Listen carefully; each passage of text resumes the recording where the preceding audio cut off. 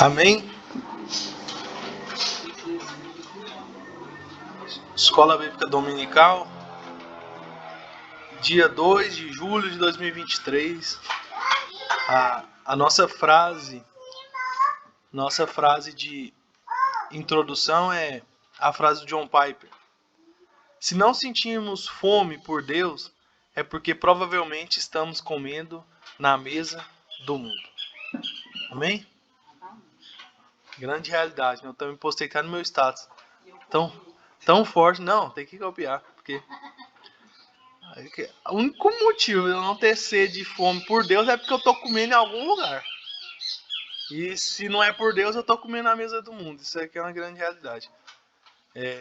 O tema de hoje, na segunda parte do estudo do Evangelho, é a ressurreição de Lázaro. Hoje é até mais curta a escola bíblica, mas a gente vai aqui nos aprofundar aqui sobre a ressurreição de Lázaro. O texto que vai embasar o nosso estudo de hoje é o texto de João 11, do 1 ao 54, que eu vou convidar os irmãos aqui para a gente poder ler. Não é muito longo. E Lucas 17, versículo 11 ao 21. Posso fazer a leitura com a introdução? Não, vou fazer a leitura agora. Leitura. Vai do Evangelho?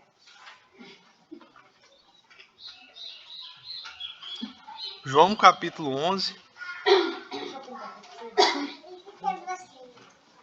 Diz assim a palavra do Senhor. Certo homem chamado Lázaro estava doente. Ele era de Betânia, povoado de Maria e de sua irmã Marta.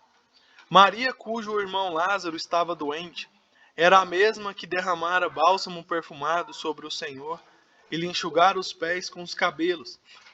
Então, as irmãs de Lázaro mandaram dizer a Jesus: Senhor, aquele a quem amas está doente. Mas ao ouvir isso, Jesus disse: essa doença não é para a morte, mas para a glória de Deus, para que o Filho de Deus seja glorificado por meio dela. Jesus amava Marta, a irmã dela e Lázaro. Mas ao saber que ele adoecera, permaneceu ainda 2 dias no lugar onde estava. Depois disse aos discípulos: vamos outra vez para a Judeia. Eles disseram: Rabi, há poucos os judeus procuravam apedrejar-te, e mesmo assim voltas para lá? Jesus respondeu: o dia não tem 12 horas? Se alguém anda de dia, não tropeça, pois vê a luz deste mundo.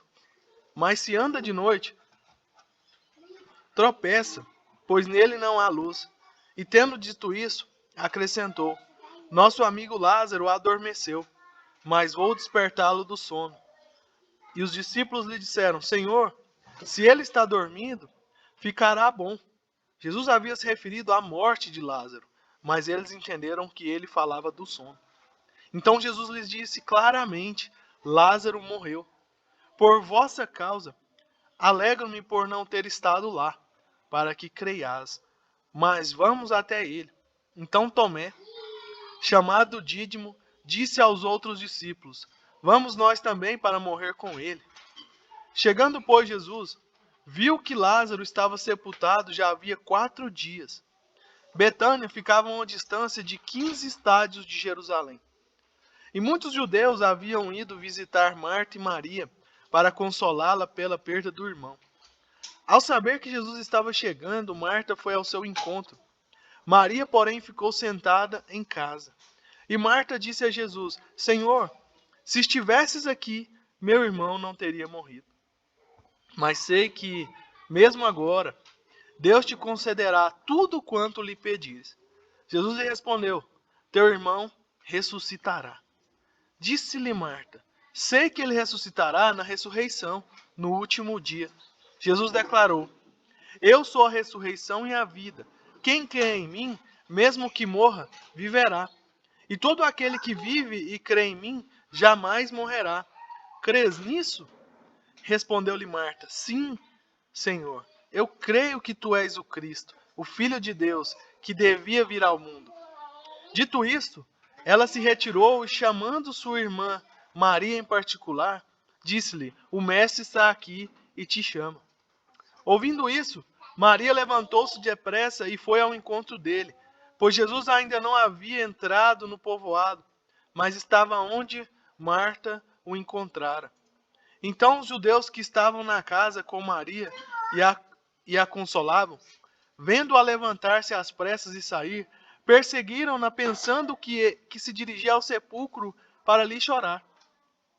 Ao chegar ao lugar onde Jesus estava e vê-lo, Maria lançou-se aos pés e disse: Senhor, se estivesses aqui, meu irmão não teria morrido. Ao vê-la chorando, e também os judeus que a acompanhavam, Jesus comoveu-se profundamente no espírito e, abalado, perguntou-lhes: Onde o pusestes? Responderam-lhe: Senhor, vem ver. Jesus chorou. Então os judeus disseram: Vede como o amava. Mas alguns disseram: Será que ele que abriu os olhos ao cego não podia também ter evitado que este homem morresse? Jesus, comovendo-se profundamente outra vez, foi ao sepulcro, que era uma gruta com a pedra na entrada, e disse: Tirai a pedra. Então Maria, irmã do morto, disse-lhe: Senhor, ele já cheira mal, porque já faz 4 dias. Jesus lhe respondeu: Não te disse que se creres verás a glória de Deus? Então tiraram a pedra. E Jesus, levantando os olhos ao céu, disse: Pai, graças te dou, porque me ouviste. Eu sei que sempre me ouves, mas por causa da multidão que está aqui, é que assim falei, para que creiam que me enviaste. E tendo dito isso, exclamou em alta voz: Lázaro, vem para fora. O que estivera morto saiu, com os pés e as mãos atadas com faixas, e o rosto envolto num pano. E Jesus lhes disse: Desatai-o e deixai-o ir. Muitos dentre os judeus que tinham ido visitar Maria, vendo o que Jesus fizera, creram nele. Mas alguns deles foram procurar os fariseus para contar o que Jesus fizera. Então os principais sacerdotes, os fariseus, reuniram o sinédrio e disseram: Que faremos? Este homem está realizando muitos sinais. Se o deixarmos em paz, todos crerão nele. Então os romanos virão e tiraram tanto o nosso lugar como a nossa nação. Um deles, porém, chamado Caifás, sumo sacerdote naquele ano, disse-lhes: Vós não sabeis de nada, nem considerais que é melhor para vós que morra um só homem pelo povo e que não pereça a nação toda. Mas ele não disse isso por si mesmo. Pelo contrário, sendo o sumo sacerdote naquele ano, profetizou que Jesus iria morrer pela nação, e não somente pela nação, mas também para reunir como um só povo os filhos de Deus que estão dispersos. Assim, desde aquele dia, decidiram matá-lo. Por isso, Jesus não andava em público entre os judeus, mas retirou-se dali para a região vizinha ao deserto, para uma cidade chamada Efraim, e lá permaneceu com seus discípulos. Amém? Na semana passada a gente estudou aqui sobre o ministério na Pérea, e aqui a continuação é a ressurreição de Lázaro. Durante seu retiro na Pérea, Jesus fica sabendo da doença de Lázaro e se dirige para Betânia, a aldeia a cerca de 3 quilômetros de Jerusalém. Com a reação dos judeus à ressurreição de Lázaro, ele se retira para Efraim, ao norte de Jerusalém, de onde parte para a última viagem pela Galiléia e Samaria. São momentos importantes do seu ensino, que já se aproxima rapidamente o tempo da sua partida. Então a gente observa aqui qual foi a reação dos judeus aqui depois da ressurreição de Lázaro. Jesus teve que se retirar de lá. Eles decidiram ali, segundo a palavra, matá-lo. Versículo 53. Ao invés de glorificarem a Deus diante de um milagre, de uma ressurreição, de um sepultado há 4 dias, eles não vão matar ele. Porque se a gente não fizer alguma coisa com ele, todo mundo vai crer. Todo mundo vai crer. E então Jesus parte ali na sua última viagem para Galiléia, porque já estava se aproximando o tempo da sua partida. O primeiro ponto alto da nossa lição é a ressurreição de Lázaro. Obrigado, mano.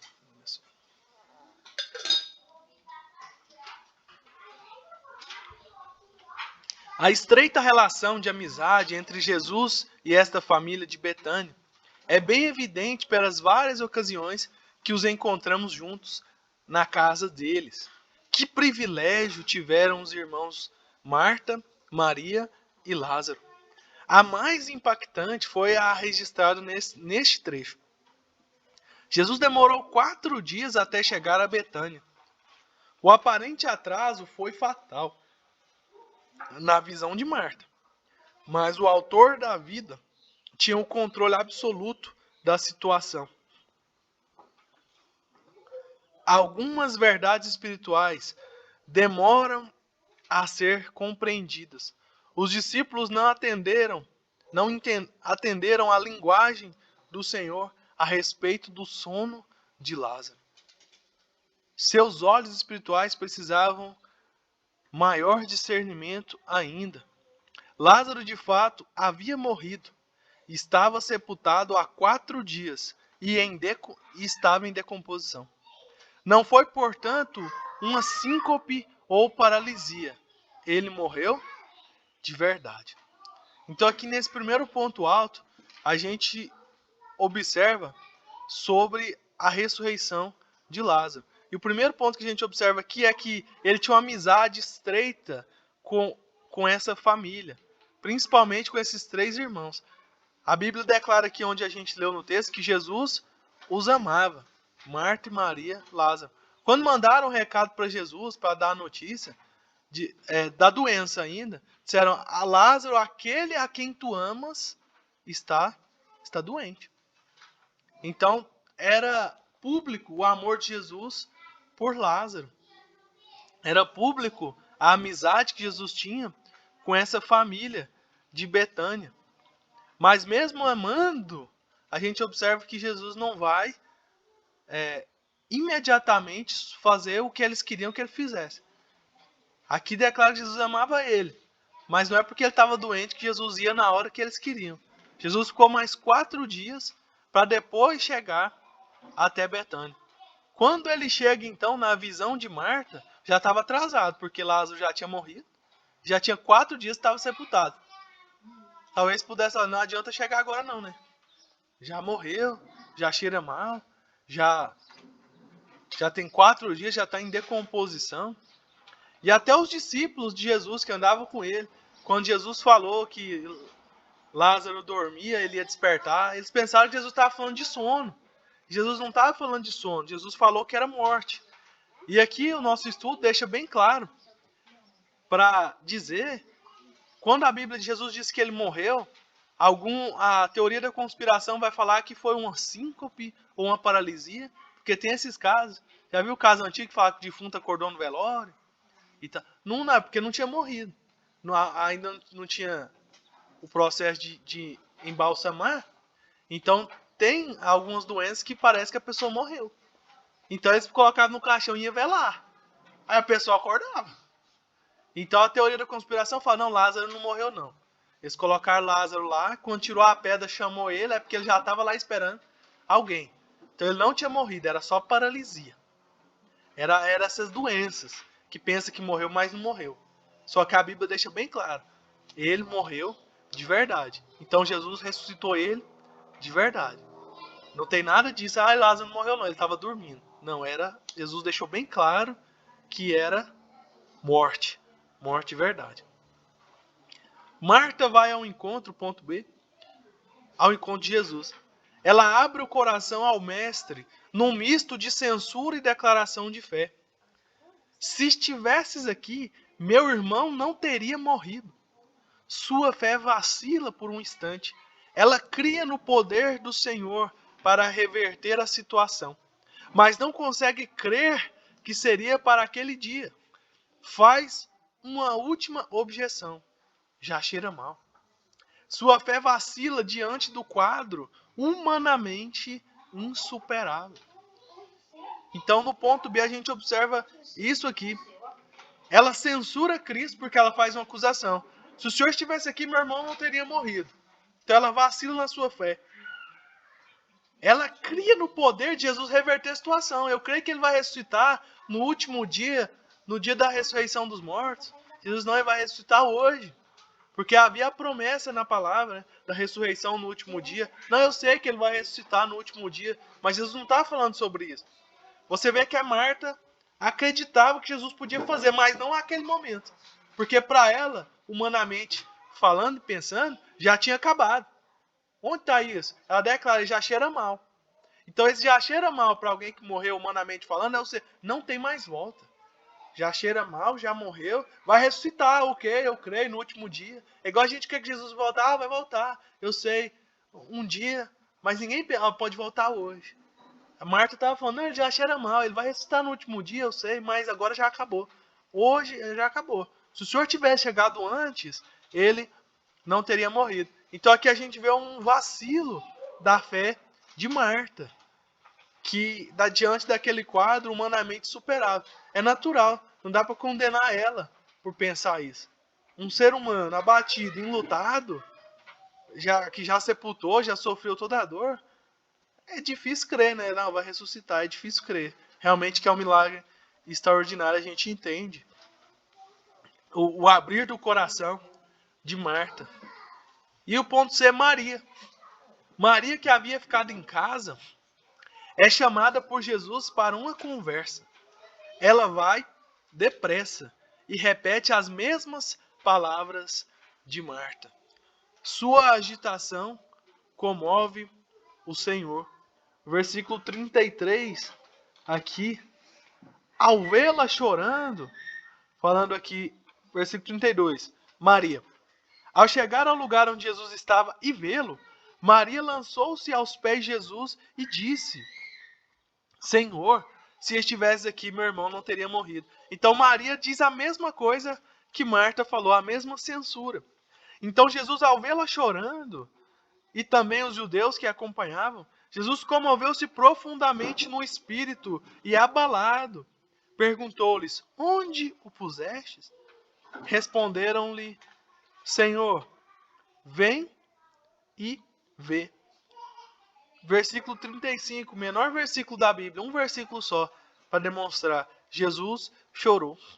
Eu observo que Jesus podia falar um monte de coisa. Jesus podia falar, por que vocês estão duvidando? A fé de vocês é pequena. Jesus podia falar, dar um monte de lição, mas a gente vê aqui o Deus que sente. O Deus que tem sentimentos, que se entristece, que se alegra, que se emociona. A gente vê que a gente não serve um Deus como muitos pregam. Um Deus tirano. A Bíblia diz que Deus não tem prazer nem na morte do ímpio. Deus não criou o inferno para ser humano. Deus não criou o açoite, segundo a Bíblia, para as costas do tolo. Então, Deus está me castigando, Deus está pesando a mão. Não, muitas das coisas são consequências das próprias decisões. É plantio e colheita. Não é Deus que é ruim e está pesando a mão, não é Deus que está castigando. Eu preciso olhar o que eu plantei, se eu estou sendo sábio ou tolo. Porque a Bíblia diz que para as costas do tolo são os açoites, são o castigo. Então, às vezes, é o resultado da nossa tolice que é canalizado para Deus como se Deus fosse mal e estivesse fazendo um castigo. Então, a gente observa nesses versículos que Deus é um Deus sentimental, um Deus que sente, um Deus que se emociona e um Deus que se importa com a nossa dor. A gente vê aqui Jesus profundamente comovido no espírito, versículo 33, abalado. E no versículo 35, Jesus chorou. Então, o mesmo Deus de ontem é o mesmo Deus de hoje. Nós não servimos um Deus de uma imagem de escultura, que tem boca, mas não vê, olho, mas não fala, ouvido, mas não ouve, perna, mas não anda. Não, nós servimos um Deus vivo, ressuscitado, que ouve, que sente, que anda, que caminha e que faz. Amém? É muito diferente. Então a gente vê por mais que estivesse censurando ele, tanto que Jesus entende a nossa dor. Porque nos momentos de dor a gente conflita com Deus. Por que, Deus? O Senhor é mau e tudo. Jesus Ele não deixou. me deixou. Jesus não censurou ela. Jesus se comoveu, Jesus chorou junto com ela. É por isso que ele pode dar o conselho no Evangelho: chorai com os que choram. Porque em vez de ele pagar uma lição de moral, ele chorou com quem estava chorando. Ele não falou: você tem uma fé tão pequena que você está duvidando que eu posso ressuscitar ele. Não, ele foi lá e chorou com ela. Olha tanto que é diferente. Ele aqui, ele podia dar o maior sermão ali, porque ele era Deus. Falou: você está chorando aí, você senta. Senta aqui que eu vou ressuscitar ele. Não, ele chorou junto. E é o mesmo Deus, o Jesus que ressuscitou lá e vive. É o Jesus que nós servimos. Não é lindo isso? Aqui quebra as pernas da idolatria. De eu me prostrar diante de uma imagem que faça chuva, faça sol, ela não se move. Mas eu servi um Deus que ressuscitou, um Jesus que ressuscitou, que Tomé tocou nas chagas, que tinha carne e osso, que subiu aos céus, em carne e osso, glorificado. É muito diferente. É muito diferente. Então a gente observa aqui, no ponto C, a agitação da alma de Jesus e a comoção de Jesus com a situação de Marta e Maria. Ponto D. Os críticos de plantão questionam por que Jesus deixou Lázaro morrer se tinha poder para curar um cego de nascença. Sempre que tentamos julgar a ação de Deus em meio a sofrimento, corremos o risco de errar. Amém? A gente não tem que tentar entender. Tem muita coisa que a gente não vai entender. E sempre que a gente tentar questionar Deus, a gente vai correr o risco de errar. Julgar por que Deus está fazendo assim em meio ao nosso sofrimento. Por que eu estou sofrendo? Por que eu estou passando isso? A gente corre sério risco de errar. Estavam ali os fariseus, alguns judeus ali, questionando. Porque eles já haviam visto alguns milagres de Jesus. Já haviam visto Jesus curar um cego de nascença. E eles estavam ali usando aquele episódio para falar, para julgar a ação de Jesus. Porque Jesus deixou Lázaro morrer. No entendimento deles, se Jesus tinha poder para curar o cego de nascença, ele não tinha que ter deixado Lázaro morrer. É o crente determinando para Deus o que é que Deus tem que fazer. Esse sofrimento aqui eu não aceito, eu determino. Que é isso? Isso é heresia. Você não determina Deus, não. Você tem que determinar. Eu não vejo isso na palavra.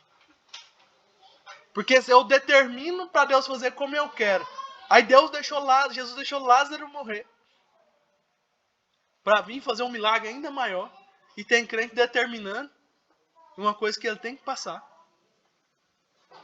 Porque Deus tem um milagre ainda maior. Deus quer glorificar o nome dele naquela situação. E tem crente determinando para Deus. Eu vejo Deus falando assim: Deus aqui sou eu ou você? Está determinando. Você não determina. Você pode declarar por meio da sua fé. Agora, determinar, você está dando ordem para Deus. É heresia. É heresia. Deus não quer livrar nós do sofrimento aqui. Ele quer livrar nós do sofrimento eterno. Eterno. Né? Então, o sofrimento terreno, ele faz parte de um processo e de uma jornada. Precisa ter aprovação para ter aprovação. E Deus vai ser glorificado no meio disso que a gente vive, da nossa vida. Então, eu não posso determinar o modo que Deus quer fazer. Deuteronômio 8. Deus levou o povo do deserto para ser humilhado, passar fome, para Deus ver o que estava no coração deles. Às vezes, naquele processo, Deus vai tirar o melhor de nós, no meio do sofrimento. Então, eu determino que eu não vou sofrer aquilo para Deus, sendo que Deus tem um projeto maior no meio daquele sofrimento. Eu não posso fazer isso. Então, os judeus ali, os críticos da ação de Jesus, tentaram julgar. Por que Jesus deixou Lázaro morrer? Se ele teve poder para curar o cego de nascença? Isso não cabe a nós. Não cabe a ninguém. A forma como Deus agir é dele. Por isso vem a soberania de Deus. Ele é soberano. Ele sabe o que faz. E quando faz. E da maneira que faz. O ponto é, como havia dito aos seus discípulos, Jesus sabia que aquela situação tinha um propósito. O autor da vida ordena que o morto saia. E o milagre acontece. O Senhor faz o impossível e deixa o possível. Tirar a pedra e desatar Lázaro para as pessoas. Então o ponto aqui é muito chave. Jesus sabia que aquela situação tinha um propósito. Ele é o próprio autor da vida, ele é a própria vida. Então ele ordena que o morto saia e o milagre acontece. O que Jesus faz aqui nesse ponto? Ele faz o impossível, que é ressuscitar. Mas o que é possível ele deixa para as pessoas. Tira a pedra e desatar o morto. Então é o que a gente sempre conversa. O possível a gente tem que fazer. O impossível tem que deixar com Deus. Jesus deixou bem claro aqui. Tira a pedra. Tiraram. Ele não pôs a mão. Lázaro, vem para fora. Orou, chamou lá, Lázaro veio. Ele fez o impossível. Lázaro veio atado. Jesus desata e deixa ele ir. Não pôs a mão. Fez o impossível. Então onde a nossa mão pode, até onde a nossa mão vai, a gente tem que ir, mas chega um momento que é só Deus. Só Jesus na causa. O velho ditado. E realmente, agora tem gente que quer, não, eu queria que Lázaro não tivesse morrido. E Jesus, não, eu queria que ele tivesse morrido para o milagre ser ainda maior. Aí Jesus, o que custou para Jesus aqui aqui a reação?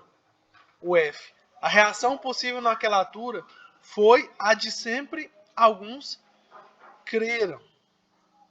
E os fariseus se enfureceram a ponto de arquitetarem novamente para matar a Jesus e até o próprio Lázaro. Então, eles não queriam só matar o autor do milagre, eles queriam matar até o milagre. Por quê? Porque através daquilo ali, os fariseus se enfureceram. Agora todo mundo vai crer. Todo mundo vai crer, o morto ressuscitou, então nós temos que matar o morto e o que ressuscitou o morto. Aí ninguém vai acreditar, não vai ter prova. Vamos queimar os arquivos aqui desse milagre, porque esse milagre é grande demais. Se Jesus só tivesse curado Lázaro da doença dele, ele já tinha feito isso antes, mas ele estava aqui fazendo coisas extraordinárias. Ele não queria fazer só mais uma cura do cego de nascença ou a cura da febre e da sogra de Pedro. Ele queria ressuscitar o morto agora. É algo que ninguém tinha visto. Então os fariseus se enfureceram. Nós temos que matar ele. Porque se ele está ressuscitando morto, como é que vai ser daqui para frente? O poder de Jesus ameaçava os judeus e o farisaísmo. Porque os fariseus da época, os judeus da época, estavam de mãos dadas com o governo da época. Então eles dependiam um do outro. Então eles não queriam perder o quê? O apoio do governo. A igreja judaica, a sinagoga judaica, não queria perder o apoio do governo romano. E o cristianismo, que estava ali em ascensão, trazia então uma ameaça para esse sistema de judaísmo envolvido com política. Ele ia quebrar tudo. Não, nós não podemos perder o sistema. Vamos matar Jesus e Lázaro. A reação deles foi essa. A ponto que outros creram. Viram um milagre, um monte de gente creram. E era só o começo. A partir do momento que a gente é curado, aí as pessoas que não creem em Deus, por exemplo, aí falam, não, ali tem um testemunho que realmente Jesus existe. Então nós temos que apagar ela também, porque se ela é testemunha, né, viva, então nós temos que tirar ela também de cena, né? Aí assim as perseguições, né? Isso é tão real até hoje. Dá o nosso exemplo como Lázaro. Mortos espiritualmente, porque a Bíblia diz que no pecado nós estamos mortos e com Cristo temos vida. A partir do momento que Cristo entra na nossa vida, nós recebemos vida, porque antes estávamos mortos no nosso pecado, e a gente ressuscita para viver. O que as pessoas fazem com a gente de forma, com uma figura de linguagem? Quer nos matar com um milagre. Não mudou não. Mesma pessoa. Vale nada. Está escondendo de trás da Bíblia. Está escondendo de trás da igreja. É só fachada. Quer matar o milagre. Ao invés de crer, nossa, que bênção. Maria Tereza converteu. Que bênção. Irmão William converteu. Que bênção. Ciclano converteu, não. Continua fedendo, morto no pecado. Converteu nada, não. Quer matar o milagre para não crer. É até hoje. Acontece o mesmo processo. Só que, vamos ver aqui que Jesus foi soberano. A profecia de Caifás, no ponto 2. João 11, 47 ao 52. Sem saber o que dizia de fato, Caifás argumenta que seria melhor morrer um homem só, Jesus, do que haver um massacre dos romanos contra todo o povo. Isto era exatamente o que haveria de acontecer, mas por razões muito diferentes das que ele imaginava. Jesus morreria por toda a humanidade, não somente pela nação judaica, para salvar os que nele crescem e uni-los em um só corpo, a igreja. Versículos 51 e 52. Então a profecia de Caifás aqui, que era o sumo sacerdote naquele ano, ele argumenta ali pelo Espírito mesmo. A Bíblia diz que não foi dele mesmo que ele falou isso, que era melhor um só morrer do que a nação toda ser massacrada. Então ele estava falando a respeito da morte que Jesus haveria de morrer na cruz para a salvação de toda, não só a nação judaica, mas para reunir todos aqueles que viessem a crer no Cristo, no Senhor Jesus. E nós chamamos isso de igreja, esse eclésia, esse juntamento. Jesus retira-se no ponto 3 para Efraim. Em João 11, 54. Lucas 17, 11 ao 19. Após ressuscitar Lázaro, sabendo que não era chegada ainda a hora de sua morte, Jesus se isola do público em uma pequena cidade, na beira do deserto. Mais uma evidência cabal da sua divindade fora demonstrada aos judeus, como nas outras ocasiões. A dureza do seu coração fala mais alto. Não lhes faltavam provas, mas fé. Faltava prova para esses judeus crerem? Não faltava. A irmã Marlene gosta sempre de falar das obras maiores, né, irmã? Jesus falou que aqueles que crerem nele fariam as mesmas obras e ainda maiores. Mas qual é o maior milagre que pode acontecer na nossa raça humana, no planeta Terra? É uma ressurreição. Alguém que morreu ressuscitar, acho que é a maior obra que pode acontecer. Não tem um milagre maior que esse. Então, quando Jesus fala obras maiores, não é uma questão qualitativa, porque a ressurreição é um milagre de maior qualidade, mas é em questão quantitativa, em quantidade dessas obras. As mesmas obras que ele fez são promessas para nós cristãos, poder e unção sobre nós. E obras maiores, ou seja, Jesus viveu 33 anos. Você pode viver 80 anos na terra fazendo as obras que ele fez. Por isso que as suas obras vão ser maiores em quantidade. Então, porque não tem um milagre maior que a ressurreição. Jesus falou obras maiores em quantidade, porque o período dele aqui na terra foi curto. E ele enviou o Espírito sobre nós para que a gente pudesse continuar os atos ali, né, como cristãos. Então ali para aqueles judeus não faltavam provas. Jesus se retira dali porque os judeus não queriam crer, eles queriam matar. Jesus fez o maior milagre que poderia acontecer e ele constatou, não faltam provas para os judeus crerem, falta fé. Porque diante de uma ressurreição de um morto de 4 dias, não tem milagre maior para fazer para que eles possam crer, não. Então não falta mais prova, não falta fé. Eu dei todas as provas no meio deles. Fiz todos os sinais, mas eles ainda querem me matar. Então, sacode a poeira, eu vou para outro lugar. Foi para outro lugar. Para a sua última viagem ali na Galiléia. Se foi difícil para Jesus, eu fico pensando nós, né? Porque nós não faz nada disso. E Jesus fez tudo isso e ainda era perseguido. O povo não acreditava. Eu fico tentando entender, meu Deus. É por isso que em Atos Jesus foi falado para os apóstolos, né? Ficar em Jerusalém, até que do alto sejais revestidos de poder, e ser-me-eis minhas testemunhas em toda a Judéia, Samaria e até os confins da terra. Sem o poder do alto é impossível. Sem Jesus é impossível a gente fazer a obra. Humanamente a gente não convence ninguém. Cada pessoa que se converte, a gente tem que dizer toda honra, toda glória seja dada a Deus. É poder do alto. Porque é o Espírito Santo que convence do pecado, da justiça e do juízo. Não tem nenhuma conversão que é acreditada na conta de um pastor, um apóstolo, de um irmão ou de uma irmã, de um líder, qualquer que seja. É toda a glória, todo o crédito de Deus. Porque a gente não convence. Tem aquele ditado que diz: coração do homem é terra que ninguém pisa. Ninguém humano.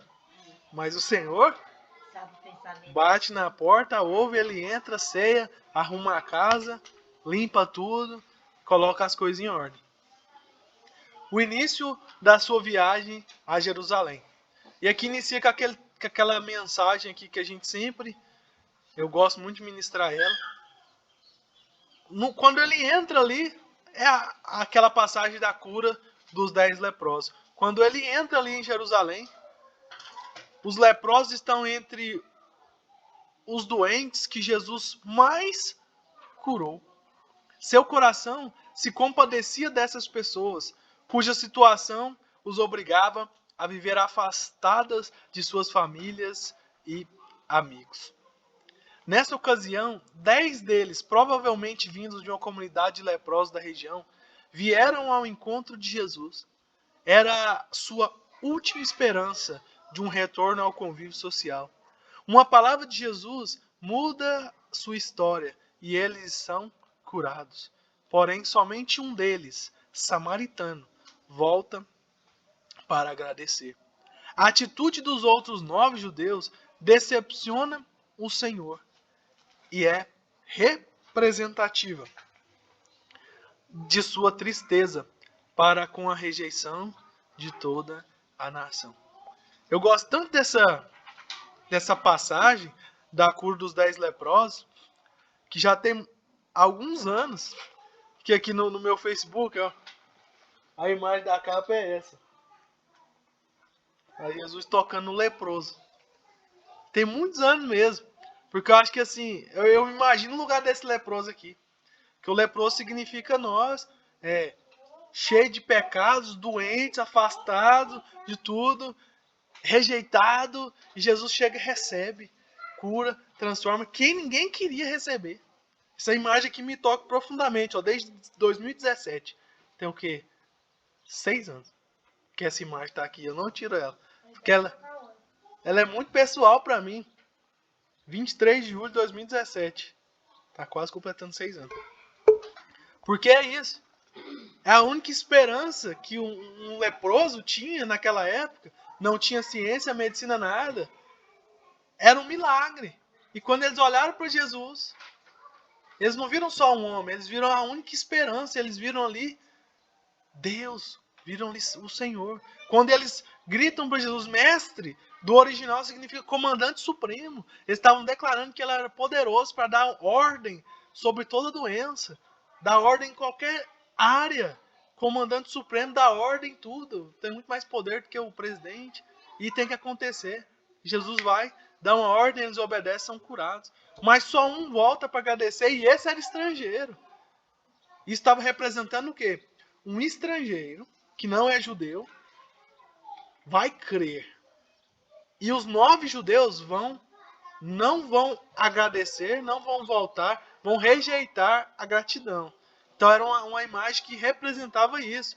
A tristeza de Jesus com a rejeição de toda a nação.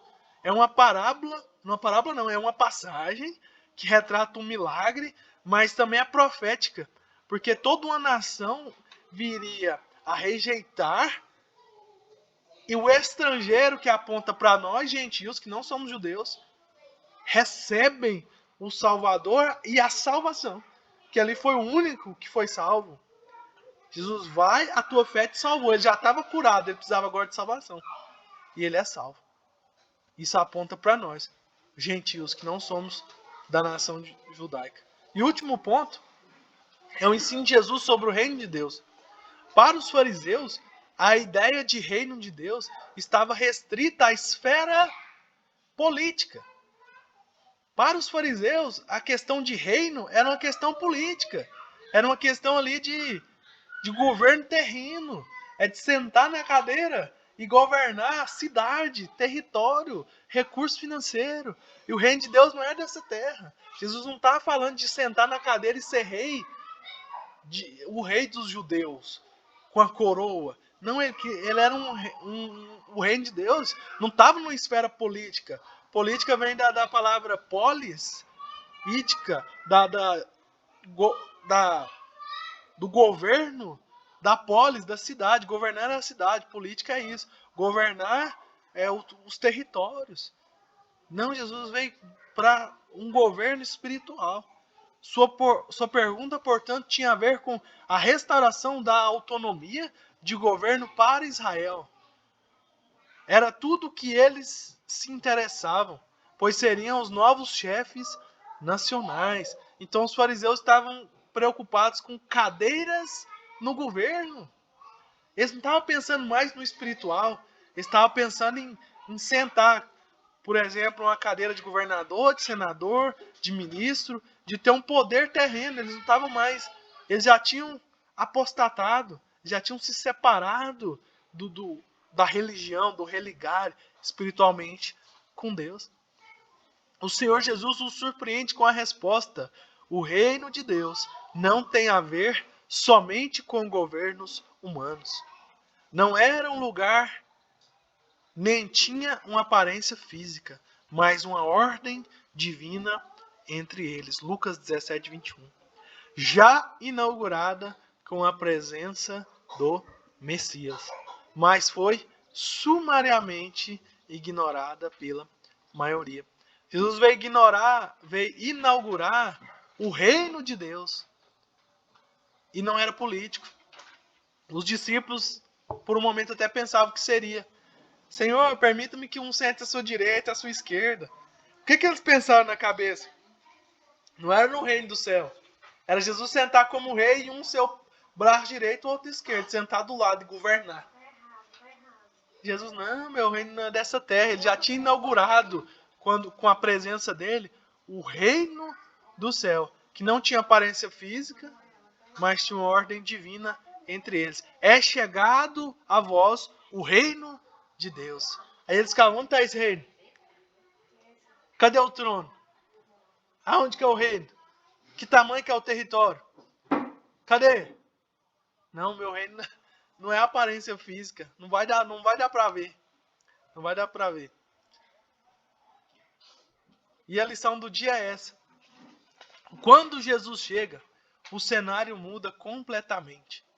A morte se transforma em vida. A doença em saúde. A segregação em comunhão. Lembre-se, porém, que ele não deve ser apenas um convidado para momentos especiais, mas o Senhor da vida toda. Que Jesus seja sempre o melhor amigo de nossas famílias. Ele sempre estará conosco nos momentos alegres e festivos, como também nos dias tristes e difíceis. Sua lealdade é garantida, seu amor é certo e sua comunhão é doce. Não há melhor amigo do que o Senhor Jesus. Amém?